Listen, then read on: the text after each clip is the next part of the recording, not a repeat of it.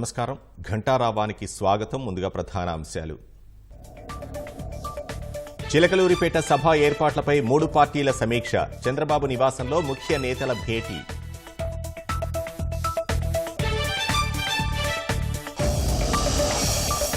శ్రీ సత్యసాయి జిల్లాలో వాలంటీర్ల ఎన్నికల ప్రచారం. ఇంటింటికి తిరిగి వైకాపా కరపత్రాలు పంపిణీ.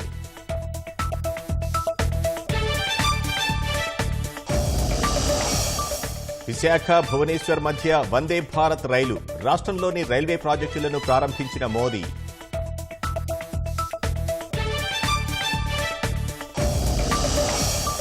కేంద్ర ప్రాజెక్టుల్ని పట్టించుకోని జగన్ సర్కార్. వైకాపా నిర్లక్ష్యంతో ఉద్యోగ ఉపాధికి గండి.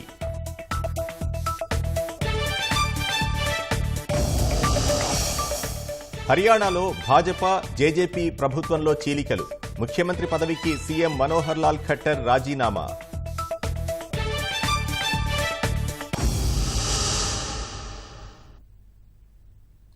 తెలుగుదేశం, జనసేన, భాజపా కూటమి తొలి బహిరంగ సభపై చంద్రబాబు నివాసంలో కాసేపట్లో ఉన్నత స్థాయి సమీక్ష జరగనుంది. 17న చిలకలూరిపేటలో నిర్వహించే భారీ బహిరంగ సభకు ప్రధాని మోదీ హాజరు కానున్నారు. లోకేష్ నేతృత్వంలో ఈ సభ నిర్వహణ ఏర్పాట్లు పర్యవేక్షిస్తున్నారు. ఇందుకోసం 13 కమిటీలు నియమించారు. 3 పార్టీల్లోని నేతలతో కమిటీలు ఏర్పాటు చేశారు. 3 పార్టీలు తొలి ఎన్నికల బహిరంగ సభను ఎంతో ప్రతిష్టాత్మకంగా తీసుకున్నాయి.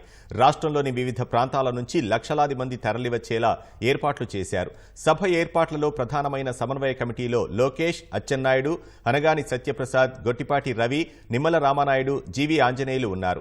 సమన్వయ కమిటీలో జనసేన ప్రతినిధులు గాదె వెంకటేశ్వరరావు, రియాజ్, చిల్లపల్లి శ్రీనివాస్, భాజపా ప్రతినిధులు పాతూరి నాగభూషణం, సన్నారెడ్డి దయాకర్ రెడ్డి ఉన్నారు.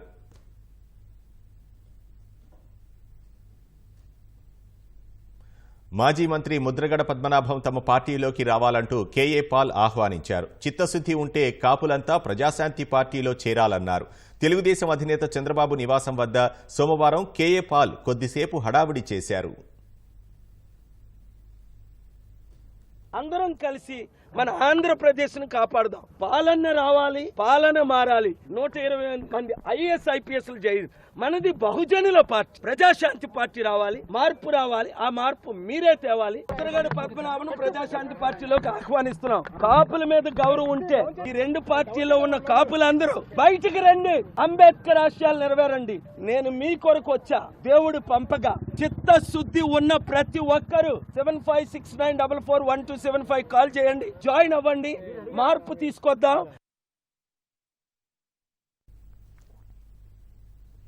ఎన్నికల కమిషన్ ఆదేశాలను పట్టించుకోకుండా వాలంటీర్లు, ఉపాధి హామీ పథక క్షేత్ర సహాయకుడు అధికార వైకాపా ప్రచారంలో పాల్గొన్నారని ప్రతిపక్షాలు ఆరోపించాయి. శ్రీ సత్యసాయి జిల్లా కదిరి వైకాపా సమన్వయకర్త మక్బూల్ అహ్మద్ గాండ్లపెంటలో ఎన్నికల ప్రచారం నిర్వహించారు. ఈ ప్రచారంలో ఫీల్డ్ అసిస్టెంట్ నాగరాజు అన్నీ తానై వ్యవహరించారు.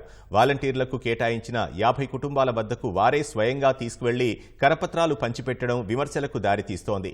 తక్షణమే వారిపై చర్యలు తీసుకోవాలని ప్రతిపక్ష పార్టీలు డిమాండ్ చేస్తున్నాయి. దేశవ్యాప్తంగా 85,000 కోట్ల రూపాయల విలువైన రైల్వే అభివృద్ధి పనులను ప్రధాని నరేంద్ర మోదీ గుజరాత్లోని అహ్మదాబాద్ నుంచి ప్రారంభించారు. ఇదే వేదిక నుంచి దేశవ్యాప్తంగా 10 వందే భారత్ ఎక్స్ప్రెస్లను వర్చువల్గా ప్రధాని ప్రారంభించారు. సికింద్రాబాద్, విశాఖ మధ్య 2వ వందే భారత్ ఎక్స్ప్రెస్, విశాఖ భువనేశ్వర్ మధ్య వందే భారత్ ఎక్స్ప్రెస్లు వీటిలో ఉన్నాయి. అన్సోల్, హతియా, తిరుపతి, కొల్లాం స్టేషన్ల మధ్య కొత్త ప్యాసింజర్ రైళ్లకు ప్రధాని జెండా ఊపారు. దక్షిణ మధ్య రైల్వే పరిధిలో 193 one nation one product stalls ను సైతం మోదీ జాతికి అంకితం చేశారు. 9 గతిశక్తి కార్గో టెర్మినల్స్, 11 గూడ్స్ షెడ్స్ ను అందుబాటులోకి తెచ్చారు. 2 జన ఔషధి కేంద్రాలు, double line, third line gauge conversion ను ప్రారంభించారు. బైపాస్ లైన్ 14 సెక్షన్లు, 3 రైల్ కోచ్ రెస్టారెంట్లను జాతికి అంకితం చేశారు. భారత్ ను యువకుల దేశంగా అభివర్ణించిన ప్రధాని అత్యంత ఎక్కువ యువశక్తి దేశంలో ఉందని చెప్పారు. తాము వేసే పునాదులు యువత దివ్యమైన భవిష్యత్కు గ్యారంటీ అని ప్రధాని మోదీ ఉద్ఘాటించారు. తమ 10 సంవత్సరాల పని కేవలం ట్రైలర్ మాత్రమేనని చెప్పిన మోదీ మరింత ముందుకు వెళ్లాల్సి ఉందన్నారు. हम निरंतर भारतीय रेल को आधुनिक बनाने और देश के कोने कोने को रेल से जोड़ने में जुटे हुए हैं। हम रेलवे से नेटवर्क से मानव रहित फाटक समाप्त करके ऑटोमेटिक सिग्नलिंग सिस्टम लगा रहे हैं। हम रेलवे के 100% इलेक्ट्रिफिकेशन की तरफ बढ़ रहे हैं। हम सौर ऊर्जा से चलने वाले स्टेशन बना रहे हैं। हम स्टेशन पर सस्ती दवा वाले जन औषधि केंद्र बना रहे हैं। ये ट्रेनें, ये पटरियां, ये स्टेशन ही नहीं बन रहे, बल्कि इनसे मेड इन इंडिया का एक पूरा इकोसिस्टम बन रहा है। देश में बने लोकोमोटिव हो या ट्रेन के डिब्बे हो, भारत से Sri Lanka, Mozambique, Senegal, Myanmar, Sudan जैसे देशों तक हमारे ये प्रोडक्ट एक्सपोर्ट किए जा रहे हैं। भारत में बनी सेमी हाई स्पीड ट्रेनों की डिमांड दुनिया में बढ़ेगी तो कितने ही नए कारखाने यहां लगेंगे। रेलवे में हो रहे ये सारे प्रयास, रेलवे का ये कायाकल्प नए निवेश और निवेश से नए रोजगार की भी गारंटी दे रहा है।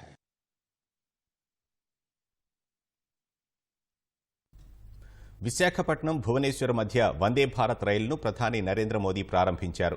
ఢిల్లీ నుంచి వర్చువల్ విధానంలో ఈ రైలుకు ప్రధాని మోదీ జెండా ఊపారు. విశాఖ రైల్వే స్టేషన్లో జరిగిన ప్రారంభోత్సవ కార్యక్రమంలో పద్మశ్రీ అవార్డు గ్రహీతలు సుంకర ఆదినారాయణ, కోటికుప్పల సూర్యారావు సహా డిఆర్ఎం సౌరవ్ ప్రసాద్ ఇతర ఉన్నతాధికారులు పాల్గొన్నారు. జ్యోతి ప్రజ్వలన చేశారు.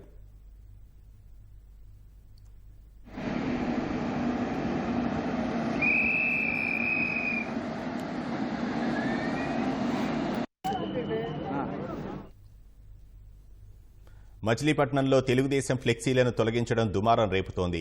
ఎమ్మెల్యే పేర్ని నాని మౌఖిక ఆదేశాలతో పురపాలిక అధికారులు తెలుగుదేశం ఫ్లెక్సీలను తొలగిస్తున్నారు. ఎన్నికలు సమీపిస్తున్న తరుణంలో నగరంలో పలుచోట్ల ఇరు పార్టీల నాయకులు ఫ్లెక్సీలు ఏర్పాటు చేశారు. మున్సిపల్ అధికారులు వైకాపా ఫ్లెక్సీలను అలానే ఉంచి తెలుగుదేశం ఫ్లెక్సీలను తొలగిస్తున్నారు. ఫ్లెక్సీల తొలగింపుపై తెలుగుదేశం నాయకులు ఆగ్రహం వ్యక్తం చేస్తున్నారు.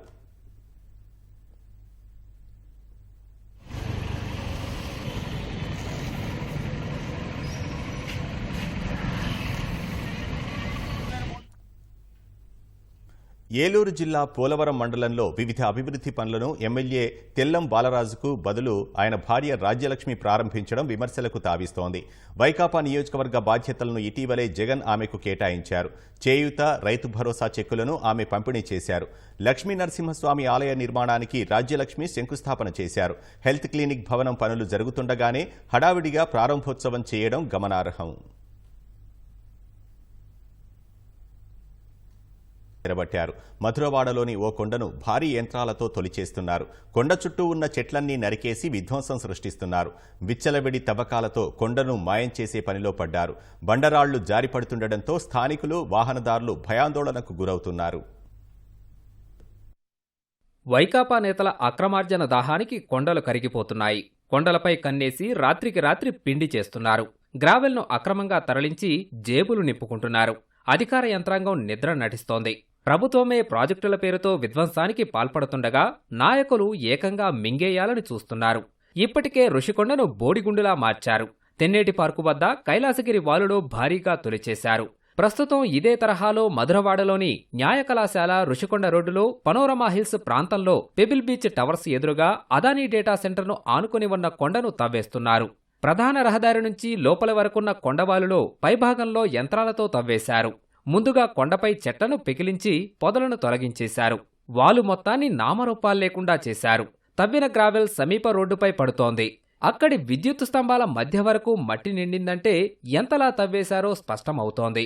10 నుంచి 20 అడుగుల లోతు వరకు తవ్విన ఆనవాళ్లు పర్యావరణ విధ్వంసానికి సాక్ష్యంగా నిలుస్తున్నాయి. ఋషికొండను తవ్వేసిన తరహాలోనే దీన్ని విధ్వంసం చేస్తుండటంపై పర్యావరణవేత్తలు ఆందోళన వ్యక్తం చేస్తున్నారు.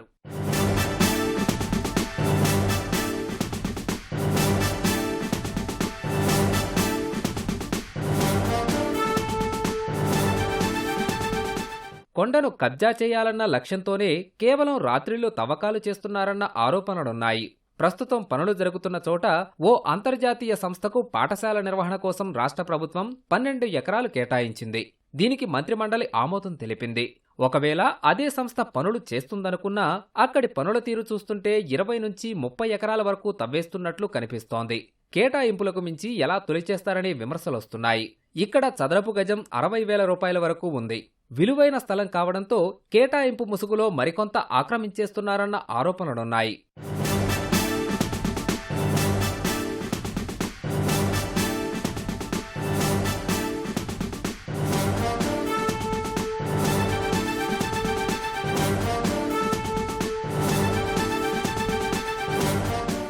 అంతర్జాతీయ విద్యాసంస్థకు విలువైన స్థలం కేటాయించడంపైన విమర్శలున్నాయి. 12 ఎకరాలను బహిరంగ మార్కెట్ విలువ కన్నా తక్కువకు అప్పగించారు.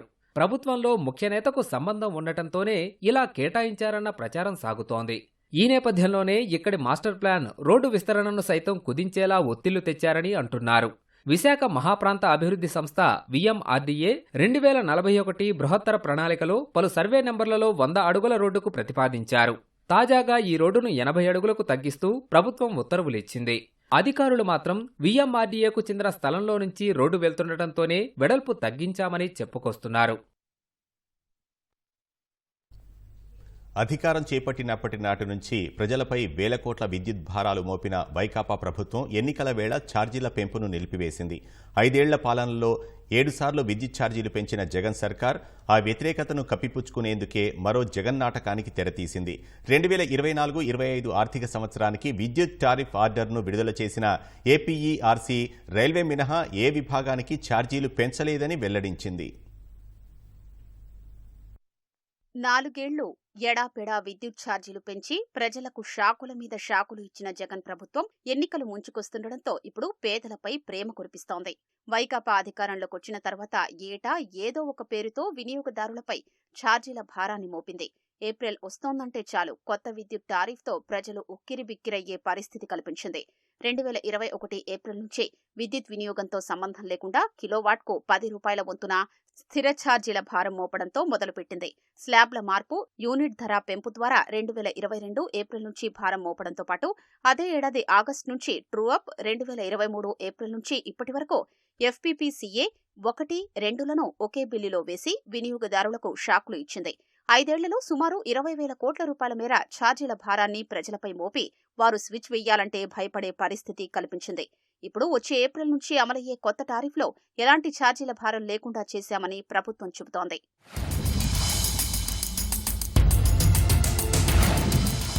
వ్యవసాయ విద్యుత్ వినియోగదారులకు ఇచ్చే విద్యుత్ సబ్సిడీ చెల్లింపు ఆలస్యమైన కాలానికి వడ్డీ చెల్లించాలన్న నిబంధన కొత్తగా అమలు చేస్తున్నట్లు రాష్ట్ర విద్యుత్ నియంత్రణ మండలి చైర్మన్ జస్టిస్ సివి నాగార్జునారెడ్డి పేర్కొన్నారు. 2024-25 ఆర్థిక సంవత్సరానికి అమలయ్యే విద్యుత్ టారిఫ్ను విజయవాడలో ఆయన విడుదల చేశారు.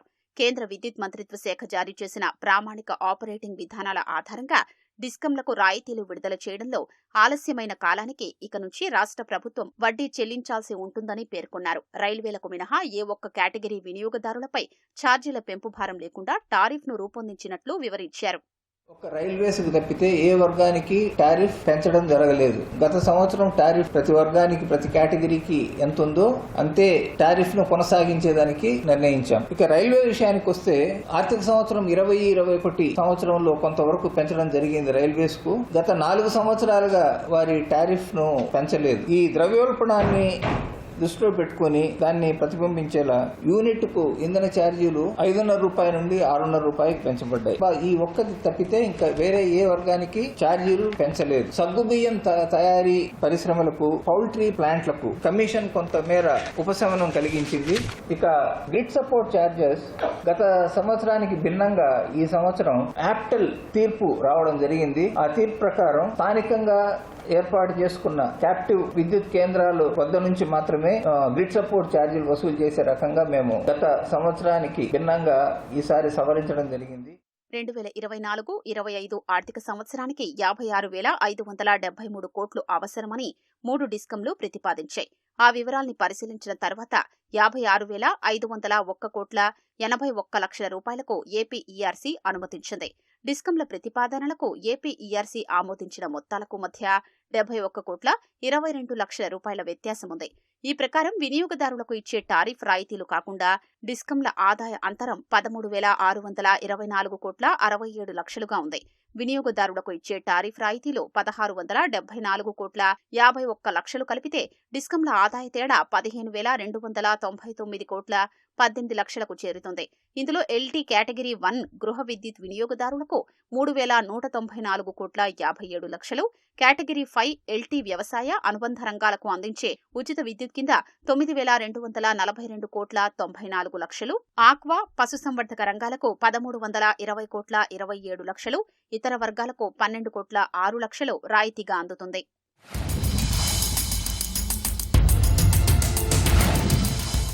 ప్రభుత్వ సంక్షేమ పథకాల కింద ఎస్సీలకు 634 కోట్లు, ఎస్టీలకు 143,34,00,000, ఆక్వా రైతులకు 738 కోట్లు, చేనేత, సెలూన్లు, బీపీఎల్ పరిధిలోకొచ్చే రజకులు, స్వర్ణకారులకు కలిపి 14 కోట్లు కలిపి మొత్తం 1,529,34,00,000 రూపాయల రాయితీని ప్రభుత్వం భరిస్తుంది. రాబోయే సంవత్సరానికి మొత్తం 13,589 కోట్ల 18 లక్షల సబ్సిడీ భారాన్ని భరించేందుకు ప్రభుత్వం అంగీకరించింది. దీనివల్ల విద్యుత్ వినియోగదారులకు ఛార్జీలు పెంచాల్సిన అవసరం లేకుండా పోయింది. ప్రస్తుత సంవత్సరం 10,135 కోట్ల 22 లక్షల రూపాయల సబ్సిడీని ప్రభుత్వం భరించింది. వైకాపా అధికారంలోకి వచ్చాక ఏటా ఏదో ఒక వర్గాన్ని లక్ష్యంగా చేసుకుని ఛార్జీల భారాన్ని వేయడం సర్వసాధారణంగా మారింది. వచ్చే ఏడాది రైల్వేలపై ఛార్జీల భారాన్ని ప్రభుత్వం మోపనుంది. రైల్వేలకు యూనిట్కు 5.5 రూపాయల నుంచి 6.5కు పెంచింది. దీనివల్ల సుమారు 100 కోట్లు అదనపు ఆదాయం డిస్కంలకు చేకూరుతుంది.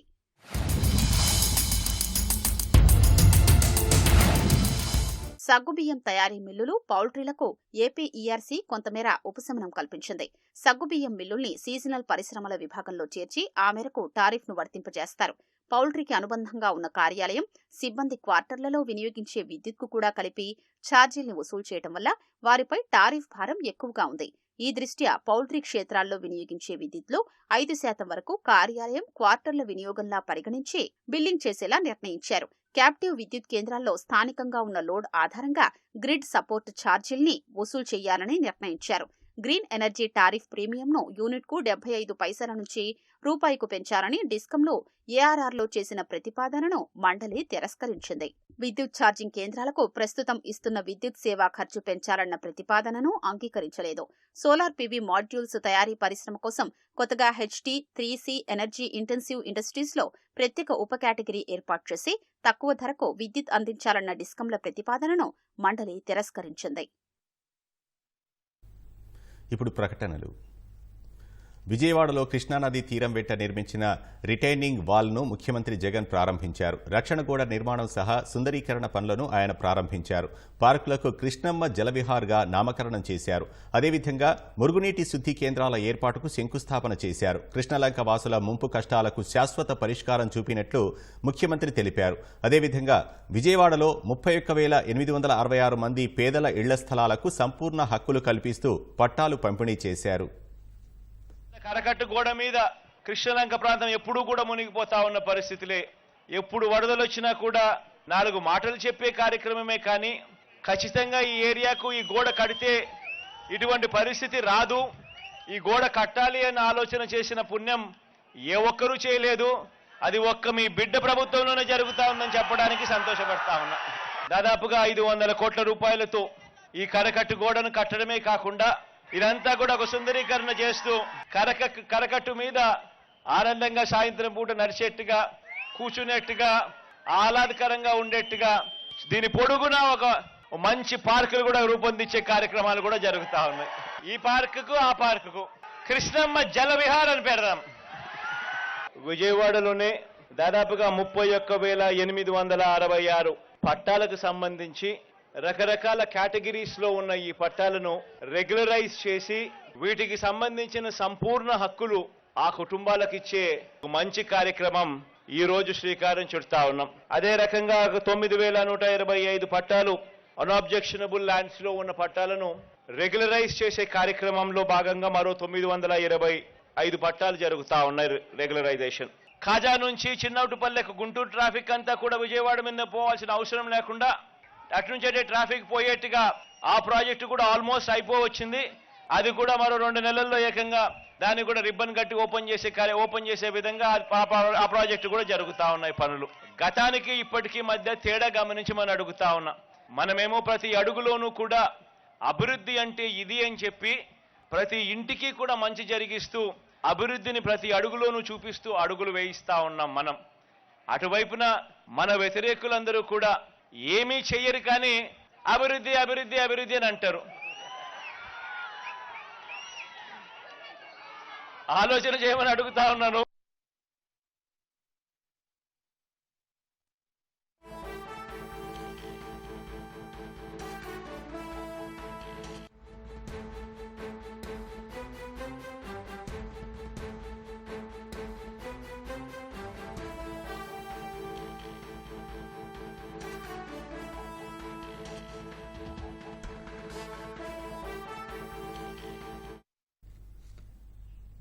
జగన్ భారతిరెడ్డి అవినాష్ రెడ్డి నుంచి తనకు తన కుటుంబానికి ప్రాణహాని ఉందని రక్షణ కల్పించాలని సిబిఐ కోర్టులో దస్తగిరి ప్రొటెక్షన్ పిటిషన్ దాఖలు చేశారు. దీనిపై వివరాలు మా ప్రతినిధి శ్రీకాంత్ అడిగి తెలుసుకుందాం. శ్రీకాంత్, దస్తగిరి పిటిషన్ సారాంశం ఏంటి?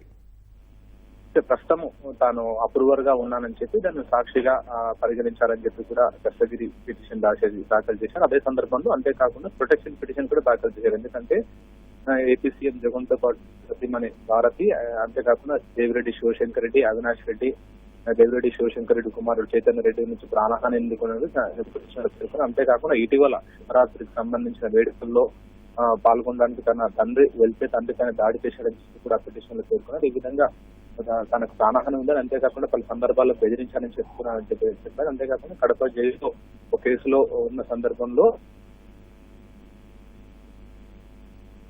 తమకు అనుకూలంగా వ్యవహరించాలని చెప్పి కూడా ప్రలోభ పెట్టారు. అంతేకాకుండా బయటకు వస్తే